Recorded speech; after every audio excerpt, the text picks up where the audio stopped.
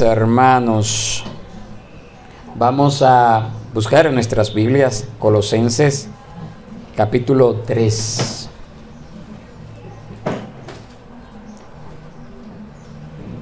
Colosenses capítulo 3, versos 9 hasta el 14.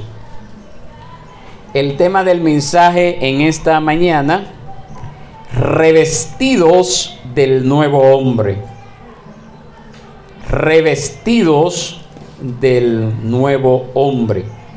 Colosenses 3, 9 al 14 nos dice así la palabra del Señor: dejen de mentirse los unos a los otros, puesto que han desechado al viejo hombre con sus malos hábitos y se han vestido del nuevo hombre, el cual se va renovando hacia un verdadero conocimiento conforme a la imagen de aquel que lo creó. En esta renovación no hay distinción entre griego y judío, circunciso e incircunciso, bárbaro, escita, esclavo o libre, sino que Cristo es todo y en todos.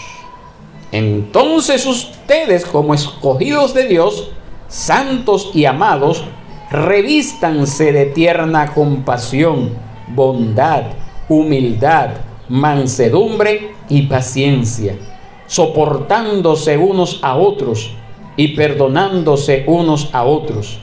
Si alguien tiene queja contra otro, como Cristo los perdonó, así también háganlo ustedes. Sobre todas estas cosas, vístanse de amor, que es el vínculo de la unidad. Amén y amén. Pueden sentarse, mis hermanos, no cierren sus Biblias. Colosenses capítulo 3, verso 9 al 14. Colosenses capítulo 3, verso 9 al 14. Esta sección comienza con otro pecado que los creyentes deben de desechar. Acuérdense lo que estuvimos viendo el domingo pasado. Aquí hay otro pecado más que debemos de desechar. ¿Y cuál es? Es el mentir. El mentir. Nuevamente se trata del pecado de la lengua, pero con una motivación diferente. En este caso, el deseo es engañar y salirse con la suya. Este pecado afecta las relaciones dentro de la comunidad, como dice este mismo verso 9, los unos a los otros. El pueblo de Dios debe de regirse por la honestidad, debe de regirse por la verdad. Los seguidores de Cristo debemos de imitar a aquel que es el camino, la verdad y la vida, que es Cristo Jesús, nuestro Señor y nuestro Salvador. No puede haber lugar en la mentira o el engaño entre los hijos de Dios. Amén. En eso debemos de estar de acuerdo y debemos de enfatizar eso mucho, porque como creyentes tenemos que siempre hablar la verdad, como nos dice la palabra, en amor.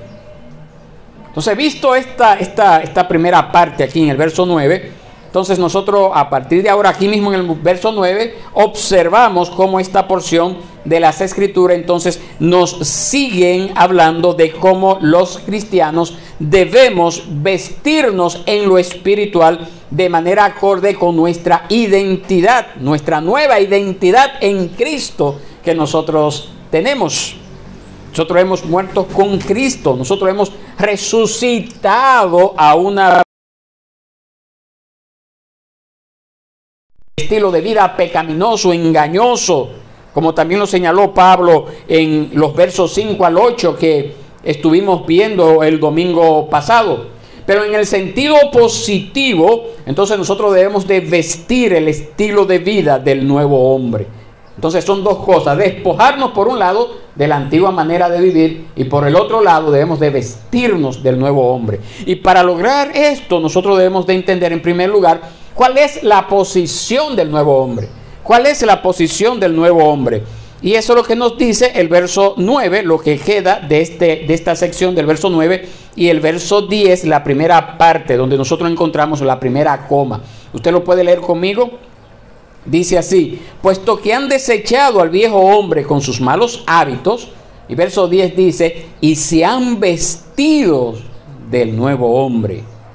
Entonces este pasaje se relaciona con lo que vimos en los versos anteriores, que nos expone de aquellas cosas que debemos de despojarnos los creyentes. Pero también tiene que ver con lo que vamos a ver a partir del verso 12 en adelante, hasta terminar prácticamente este capítulo. Y es lo que nosotros debemos de vestir, específicamente hasta el verso 14, que es lo que nos corresponde en esta mañana. Entonces estos versos actúan como una transición en ese abismo que separa al viejo hombre del nuevo hombre. Un abismo que nosotros los creyentes jamás habríamos podido cruzar a menos que Jesús nos hubiera hecho nuevas criaturas. Porque para podernos vestir del nuevo hombre tiene que haber un nuevo nacimiento en nosotros. Si eso no ocurre, lo más que podemos llegar a hacer es ser personas religiosas. Y el mundo está lleno de personas religiosas. Personas religiosas, el mundo está lleno. Entonces lo que necesitamos son verdaderos creyentes. Entonces por esa razón aquí en el verso 9, nosotros vemos como Pablo dice, puesto que han desechado. Es decir, aquí nos está diciendo que ya la transición es un hecho. El creyente ya se ha despojado del viejo hombre con sus malos hábitos. Ya se ha desechado de eso. No puede seguir allí. Ahora bien, ¿qué es el viejo hombre? ¿Qué es el viejo hombre? Es precisamente ese hombre no regenerado. La anterior manera de vivir que nosotros todos heredamos de Adán. El viejo hombre pecaminoso, corrompido, detestable, como nos dice Efesios 4:22, que está viciado conforme a los deseos engañosos. Ese viejo hombre es sustituido por el hombre regenerado.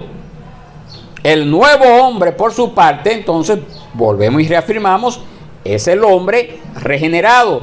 ¿Qué es la regeneración? Es el nuevo nacimiento. Es otra palabra para el nuevo nacimiento. La nueva creación interna que el Señor ha hecho en nosotros. Eso representa lo que cada creyente es en Cristo.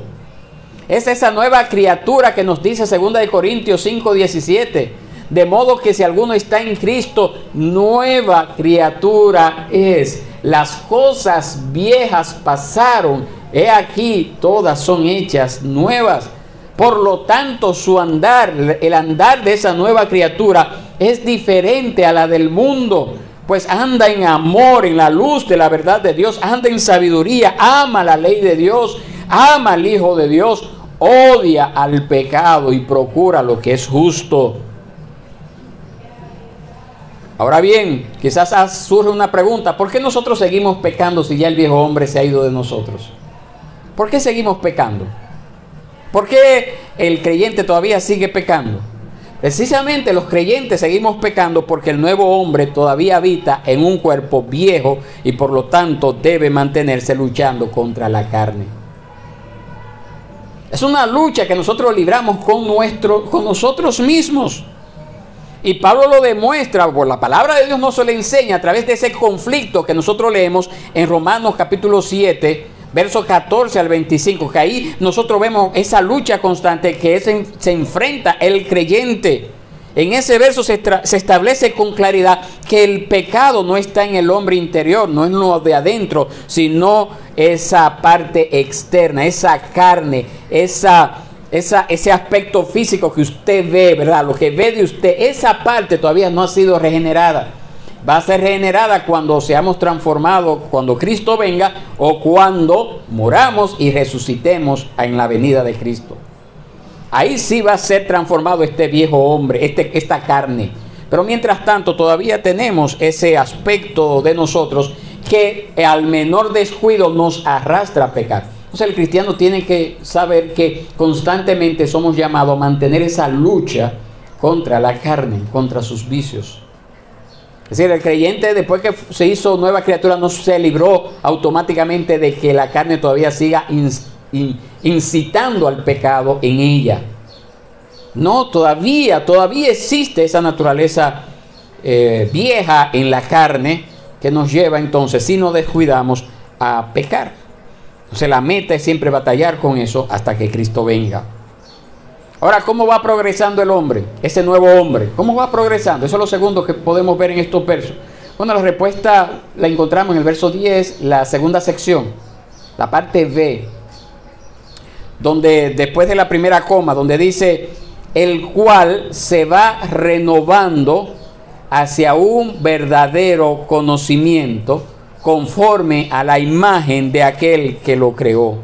Tener un nuevo hombre significa que el creyente tiene una vida nueva, pero no tiene todavía la madurez espiritual. El nuevo hombre está completo, pero tiene la capacidad de crecer, así como el nuevo hombre, así como un bebé al nacer está completo, pero también necesita crecer, también necesita desarrollarse. Asimismo, el nuevo hombre está completo cuando nace de nuevo. Cuando nos convertimos ya estamos completos, pero tenemos que crecer, tenemos que madurar.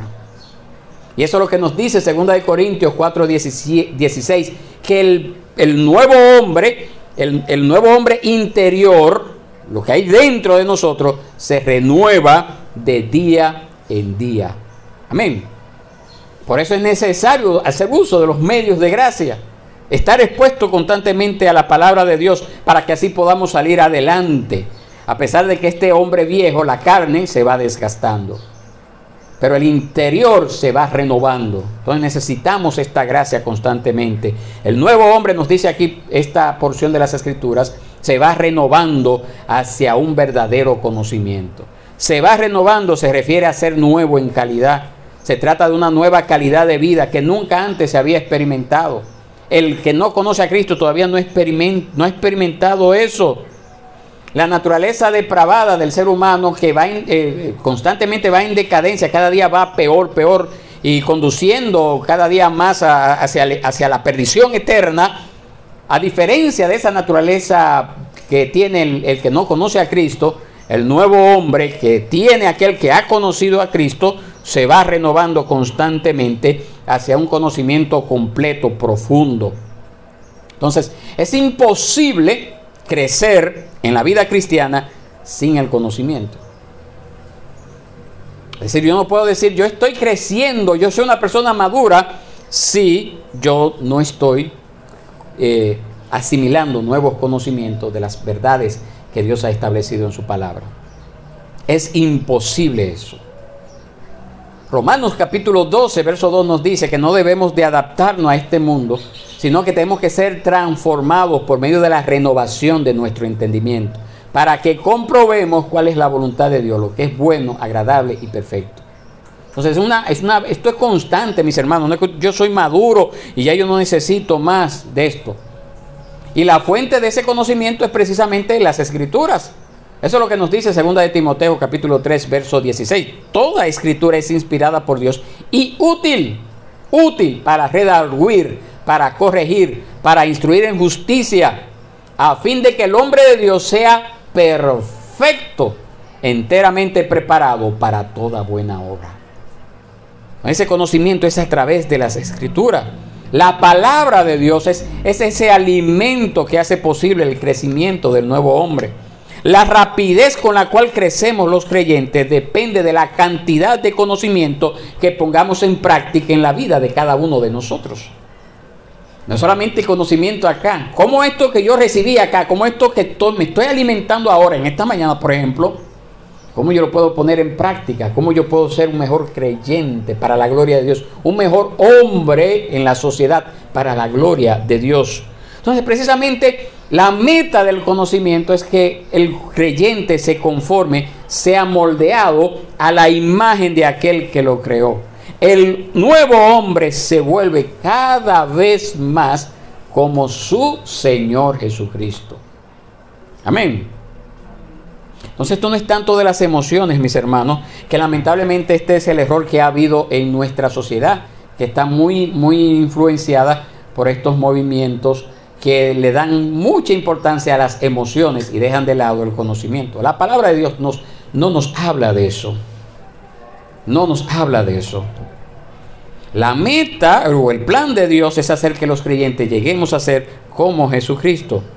Y el llegar a ser como Jesucristo tiene que tener un conocimiento acabado de la voluntad, de lo que Dios ha revelado en su palabra. Las emociones ocupan un lugar secundario en nuestra vida. Está bueno, no está mal que las emociones la utilicemos para la gloria de Dios, pero siempre esas emociones deben de estar avaladas por el conocimiento que ya tenemos de la palabra de Dios. Amén. Muy bien. Entonces, ahora, luego que ese hombre va en ese progreso, ese nuevo hombre, ¿cuál es la compañía que debe de tener ese nuevo hombre? ¿Con quién debe de relacionarse ese nuevo hombre? ¿Qué características debe de tener ese nuevo hombre? Y eso lo podemos ver en el verso 11. El verso 11 nos dice: en esta renovación no hay distinción entre griego y judío, circunciso e incircunciso, bárbaro, escita, esclavo o libre, sino que Cristo es todo y en todo.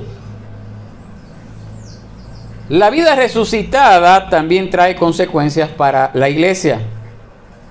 De la misma manera que nosotros nos despojamos de los viejos hábitos del hombre, esa fue una revelación increíble y asombrosa a los ojos del mundo del primer siglo. Esas barreras religiosas, culturales y sociales que separaban a las personas estaban tan arraigadas y tenían tanta fuerza como todavía sucede en nuestros días. Esas barreras todavía siguen. Pero en la iglesia no hay esas barreras, o no debe de haber esas barreras. Esa es una característica de ese progreso que va teniendo ese nuevo hombre. Ya no hay, por ejemplo, judío o no judío. Ya no hay dominicano ni haitiano, para darle un ejemplo. Ya no hay personas ricas ni pobres dentro de la iglesia. Todos somos uno en Cristo. El evangelio rompe esas barreras y somos uno en Cristo. Por esa razón, esta escritura nos hace esa comparación de este tipo de personas que habían en aquel entonces, esas diferencias que se veían en aquel entonces. Por ejemplo, los bárbaros, los escitas, eran un grupo de personas que eran temidos, eran pueblo belicoso, era un pueblo nómada que destacaban por su salvajismo. Ese término bárbaro se utilizaba para referirse a pueblos cuyo dialecto simulaba un tartamudeo, parecía inarticulado. Y lo utilizaban como una forma para burlarse, pero las escrituras nos dicen a nosotros: ya no hay bárbaro dentro de lo que es la iglesia, porque todos somos uno en Cristo. En el mundo antiguo era impensable pensar o reunir en comunión fraternal a griegos, a judíos, a escitas. Sin embargo, eso es precisamente lo que ocurrió en la iglesia. Cristo derriba esas barreras culturales que separan a los hombres. Cuando nosotros venimos a Cristo, ese nuevo hombre nos lleva a no marcar diferencia entre aquellos que llegan. Si alguien no conoce a Cristo, es un potencial candidato al camino del Señor.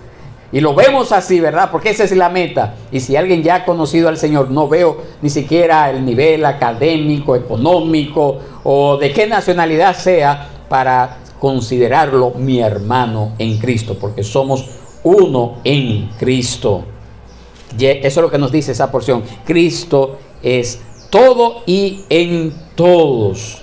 Todas esas barreras son rotas y ahora somos un solo hombre en Cristo. Entonces es la compañía que tiene el nuevo hombre precisamente. Nos vemos como uno en Cristo. Si hubiera alguna diferencia, quizás ese que no conoce del Señor, pero yo lo veo como un candidato a la iglesia, como un candidato a conocer al Señor, como un candidato a unirse, a ser parte de esta familia de fe. Ni siquiera lo veo como diferente.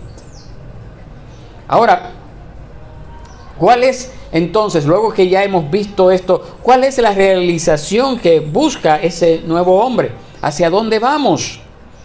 ¿Qué debemos de hacer en lo que Cristo viene? En lo que Él se manifiesta aquí en la tierra. ¿Cómo debo de manifestar mi transformación, ese cambio que ha ocurrido en mi vida? Y eso entonces nosotros lo podemos ver en los versos 12 al 13. Versos 12 al 13. Nosotros hemos visto en los primeros versos de este capítulo 3, en los versos 5 al 9, que Pablo instruye a los creyentes acerca de lo que debían de quitarse. En los versos 9 al 11 hemos visto acerca de esa nueva identidad que tenemos en Cristo. En este verso 12, Pablo señala lo que los creyentes debemos de vestir. Lo que los creyentes debemos de vestir. ¿De qué debemos de estar revestidos?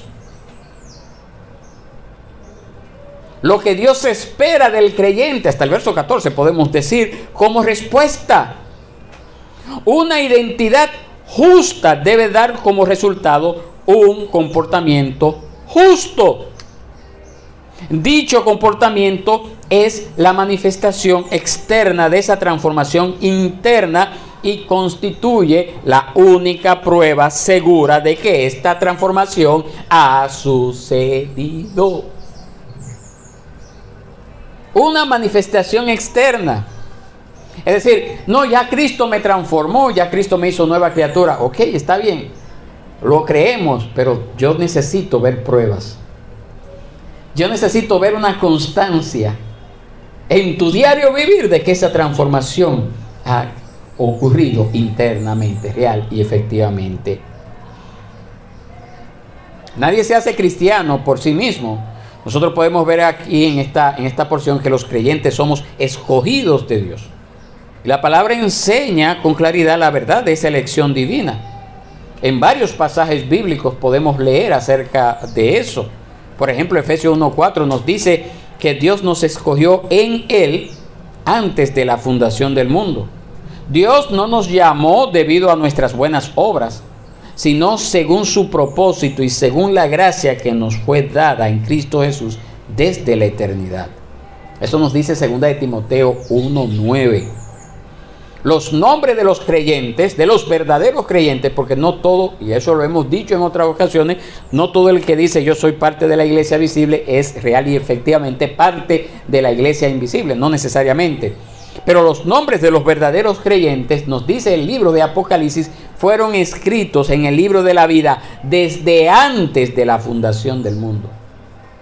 En un momento dado en la historia ocurrió ese arrepentimiento, ese llamado, pero a Dios no le tomó por sorpresa. Ya Dios había predestinado eso desde antes de la fundación del mundo. Eso es lo que nos dice Apocalipsis 13:8 y Apocalipsis 17:8 nos dice eso. Que nuestros nombres fueron inscritos en el libro de la vida desde antes de la fundación del mundo. Entonces el plan y la iniciativa de Dios preceden nuestra respuesta a su gracia soberana. Es decir, cuando yo respondí, no fue porque en ese momento Dios vio, ay, mira qué bien, decidió dar respuesta. No, ya el Señor me había destinado para yo responder. Yo no lo sabía, pero Dios sí lo sabía. Al igual que todo aquel que es hijo de Dios, al igual que todo aquel que ha nacido de nuevo, nosotros fuimos inscritos, nuestros nombres, en el libro de la vida antes de la fundación del mundo. Y debido a esa elección de Dios, y debido a que Dios nos escogió y nos inscribió en el libro de la vida antes de la fundación del mundo, entonces aquí esta porción nos dice que nosotros somos llamados a ser santos y amados. Santos y amados. Santo significa separado, apartado. Eso es lo que significa esa porción de ese término que usamos tanto acá. Dios escogió a los... Y cuando nosotros como creyentes no actuamos de forma diferente al mundo, no sé si decir ese término, pero para que podamos entenderlo, hasta cierto punto arruinamos el propósito del llamado que Dios ha hecho en nosotros. Cuando nosotros no somos santos, no estamos cumpliendo con ese propósito por el cual estamos aquí en la tierra. Pero otra cosa que es bueno y es precioso, y hay muchas veces que solamente nos enfocamos en eso porque es la parte que nos conviene, o principalmente algunos solamente enfatizan el amor de Dios, es precisamente que nosotros somos amados por Dios. Eso significa que nosotros somos objeto de ese especial amor. Cuando Dios nos eligió, no fue algo impersonal ni fatalista, sino que Él, en su amor, en su gracia, nos escogió desde antes de la fundación del mundo. Como también nos dice Efesios 1, 4 al 5. Desde antes de la fundación del mundo, allí nos escogió. No le tomó a Dios por sorpresa y nos predestinó, como dice Efesios 1, 4 y 5. Específicamente el verso 5, para adopción como hijos para sí, mediante Jesucristo, conforme a la buena intención de su voluntad. Entonces la doctrina de la elección divina abate el orgullo humano, exalta a Dios, produce gozo y gratitud hacia Él, porque no era que yo lo merecía. Dios en su gracia, en su amor me concedió este privilegio, esta seguridad eterna, y eso en agradecimiento debe de llevarme entonces a anhelar una vida en santidad, una vida apartada para Él, una vida consagrada para Él, una vida dedicada para Él. En agradecimiento, es decir, si Dios ha hecho todo, si Dios fue quien obró, quien me trajo con lazos de amor, me atrajo hacia Él, ¿cómo yo no podría entonces vivir una vida consagrada a Él? Una vida ejemplar para Él, para darle gloria a Él, a la vista de todos los que me rodean. Es un gran desafío que nosotros tenemos por delante, pero no estamos solos. No estamos solos en esta vida de santidad que Dios nos llama a vivir. Y aquí entonces en estos versos nosotros vemos algunos rasgos de ese carácter que como creyentes debemos de revestirnos, que debe de marcar al nuevo hombre. ¿Cuáles son esos rasgos que nosotros vemos acá? El primer rasgo en el verso 12 dice: revístanse de tierna compasión. De tierna compasión. Eso era algo que era muy necesario en aquel entonces, en el mundo antiguo, porque no había esos cuidados sociales que hay en nuestros tiempos. En aquel entonces, no, por ejemplo, una persona anciana que perdía a sus hijos, no tenía hijos, pues era una persona relegada, abandonada, una persona que perdía a sus padres siendo muy pequeño, no dependiendo de un medio de sustento. También era una persona que sufría. Una persona enferma no tenía esos cuidados que hay en nuestros tiempos. Entonces era muy necesario en aquel entonces, pero tampoco quiere dejar dicho que no sea tan necesario en nuestros tiempos. Tenemos que revestirnos de tierna compasión para poder suplir las necesidades de las personas que nos rodean. Eso es lo primero. Pero también la bondad está muy relacionada con la misericordia. Esa gracia que penetra todo el ser de una persona y que suaviza toda dureza. Eso es bondad. Y Jesús utilizó esa palabra al afirmar en Mateo 11:34, mi yugo es fácil, no es duro ni cruel. Entonces esa persona bondadosa se preocupa tanto por el bienestar de su prójimo como por el suyo propio. Dios es bondadoso hasta con las personas ingratas y malvadas, como dice Lucas 6:35. Y su bondad, la bondad de Dios, fue la que nos llevó al arrepentimiento, como dice Romanos 2:4. Pero otra cosa que también aprendemos aquí es que debemos de tener humildad. Humildad es el antídoto contra el amor propio que envenena las relaciones. Una persona que se ama a sí mismo no es una persona humilde. La humildad precisamente caracterizó a Jesús y es la virtud cristiana más estimada en las Escrituras. Efesios 4:2, Filipenses 2:3, Primera de Pedro 5:5 nos habla acerca de eso. La mansedumbre también está muy relacionada con la humildad. No es debilidad de carácter ni flaqueza. La persona mansa reconoce que es también pecadora y está dispuesta a soportar las cargas que los pecados de otros le infligen. Y esa mansedumbre solamente viene como fruto del Espíritu, conforme a lo que nos dice Gálatas 5:22 al 23, y debería caracterizar la conducta permanente del cristiano, incluso en circunstancias que requieran restaurar a un hermano en pecado o defender la fe ante los hostigamientos de los no creyentes. ¿Qué otra cosa podemos ver en este verso 12? ¿Qué otra cosa podemos ver en En este verso 12. Ya hemos visto varias, se lo he mencionado y no le he hecho referencia que están ahí en el verso 12. La paciencia. La paciencia es lo opuesto al resentimiento y la venganza. Y fue también una cualidad del carácter de Jesucristo. Si no fuera por la paciencia de Dios, nadie alcanzaría la salvación. ¿Cuán paciente ha sido Dios para con cada uno de nosotros? ¿Cuán paciente ha sido Dios para con usted? Ahora, si usted cree que Dios no ha sido paciente con usted, entonces usted tiene un problema de integridad. Porque demasiado paciente ha sido Dios con cada uno de nosotros. Y si tenemos esas características, entonces podremos hacer lo que nos dice el verso 13, soportándose unos a otros. Soportándose uno a otro. Resistir. Perdurar a pesar de la persecución, de las amenazas, de los agravios, de la indiferencia, de cualquier mal, sin buscar vengarse. Esa es la forma de soportarse.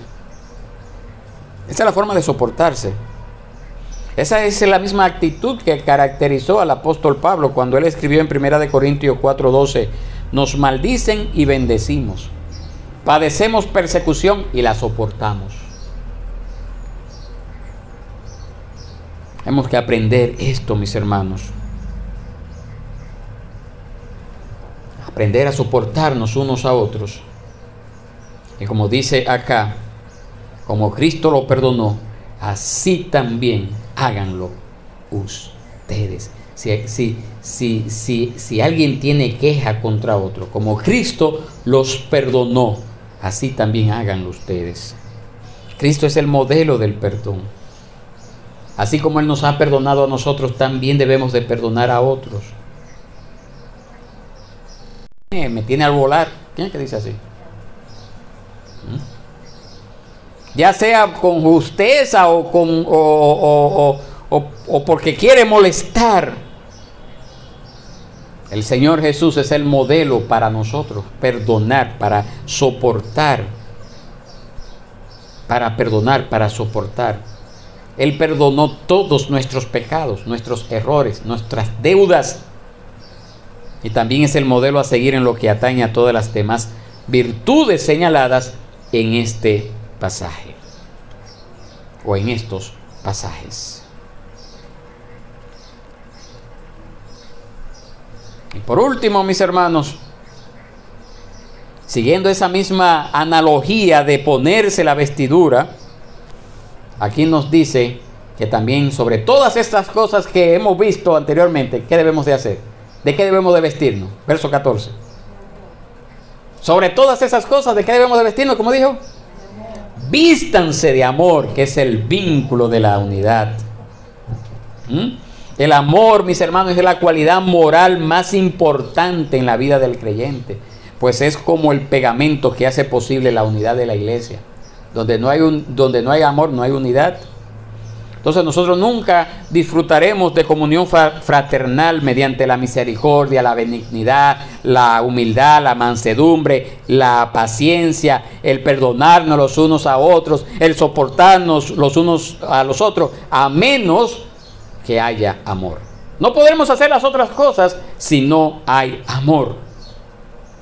Si nosotros fuéramos a resumir estos versos que hemos visto en esta mañana, si lo fuéramos a resumir, pudiéramos decir, en pocas palabras, ámense unos a otros. Porque cuando nos amamos unos a otros, entonces todas esas características que hemos visto de ese nuevo hombre, que el nuevo hombre debe de estar revestido, entonces fluirían de manera natural. Eso es lo que nos dice Romanos 13:10, el amor no hace mal al prójimo. El amor es el cumplimiento de la ley. Entonces tratar de cumplir con todas esas cosas que hemos visto acá, la humildad, la mansedumbre, todas esas cosas sin amor, el tratar de cumplirlo sin amor, eso resulta en puro legalismo. Nos lleva a una actitud similar a la actitud mostrada por los fariseos en aquella época. Al puro legalismo. Entonces todas esas actitudes deben de fluir del amor, que es el fruto de una vida llena del Espíritu Santo. Ese es el fruto del Espíritu, es el amor, y se manifiesta en las otras cosas. Eso es lo que nos dice Gálatas 5:22. Mas el fruto del Espíritu es amor, gozo, paz, paciencia, benignidad, bondad, fe, mansedumbre, templanza. Contra tales cosas no hay ley. Nada es aceptable ante Dios a menos que esté motivado por el amor. Entonces, mis hermanos, si nosotros realmente hemos sido revestidos del nuevo hombre, si realmente hemos nacido de nuevo, eso se verá manifestado en nuestra santidad personal y nuestra relación de compañerismo con los que nos rodean. Es imposible decir yo he nacido de nuevo cuando mi vida todavía en la práctica te dice mucho de eso que yo afirmo decir con mis labios. Es imposible decir que yo he sido revestido por el nuevo hombre cuando todavía mi vida no practica estos principios que nosotros leemos en estos pasajes bíblicos. Ahora bien, mis hermanos, esto, como les decía, no es algo que debe de hacerse en nuestras propias fuerzas. No es algo que se lleva a cabo por un deseo que haya surgido a través de una predicación que usted haya oído, o porque se oiga bonito. Para que esto se lleve a cabo tiene que haber una transformación interna. Tenemos que haber nacido de nuevo. Tenemos que haber nacido de nuevo. Y esto solamente ocurre cuando nosotros venimos en arrepentimiento y fe delante del Señor, con una profunda convicción de que no podemos hacer nada de lo que Dios demanda en su palabra si Él no viene y toma control de nuestras vidas. Entonces, la invitación en esta mañana es que nosotros podamos, si todavía no hemos experimentado esto, o quizás seamos todavía niños, nacidos espiritualmente hablando, que necesitamos crecer, necesitamos madurar, pudiera ser ese caso, o en el peor de los casos nunca hemos conocido al Señor, y en esta mañana entonces tenemos que venir en arrepentimiento y fe delante de Él y decirle: Señor, ten misericordia de mí. Yo reconozco que he tratado de vivir la vida cristiana, pero he vivido una vida de apariencia porque tú todavía no me has hecho nacer de nuevo. Señor, vengo delante de ti, Señor. Suplico perdón, suplico misericordia. Pido, Padre, que tú intervengas, que tú tomes mi vida, me cambie, me transforme, hagas de mí una nueva criatura, para que así entonces yo pueda estar viviendo la vida cristiana que a ti te agrada y estar revestido completamente de ese nuevo hombre. Esa es la actitud que debemos de tener en esta mañana. O somos niños espiritualmente que no hemos avanzado en la fe y necesitamos comenzar a avanzar también con la ayuda del Espíritu Santo, o necesitamos entonces venir en arrepentimiento y fe en esta mañana delante del Señor para que Él tome el control de nuestras vidas. Cualquiera que sea nuestra condición, necesitamos siempre más del Señor. Estemos de pie, vamos a orar al Señor. Vamos a orar.